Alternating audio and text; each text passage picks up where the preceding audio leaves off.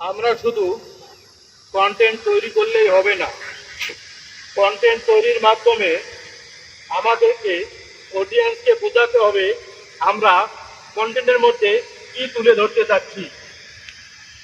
শুধু কন্টেন্ট তৈরি করে যাব তা হবে না, কন্টেন্টের মাধ্যমে অডিয়েন্সকে আকর্ষণ করে কাছে টেনে আনতে হবে, আমাদের অডিয়েন্স বাড়াতে হবে এবং কন্টেন্টের মাধ্যমে আমার প্রতিভাকে কাজে লাগাতে হবে। যদি আমি আমার প্রতিভাকে কাজে লাগাতে না পারি তাহলে আমি কিসের কন্টেন্ট ক্রিয়েটর, তাহলে আমি কন্টেন্ট তৈরি করে কি করব? আমাকে কন্টেন্ট তৈরি করতে হলে অন্যকে নকল করতে হবে না, অন্যকে নকল করে কন্টেন্ট তৈরি করা যাবে না। আমাকে কন্টেন্ট তৈরি করতে হলে আমার নিজের প্রতিভা খাটিয়ে, আমার নিজের মেধা খাটিয়ে আমাকে কন্টেন্ট তৈরি করতে হবে, তবেই আমি সফল হতে পারবো। অন্যরা তাহলে আমাকে অনুসরণ করবে। আমি কেন অন্যকে অনুসরণ করব?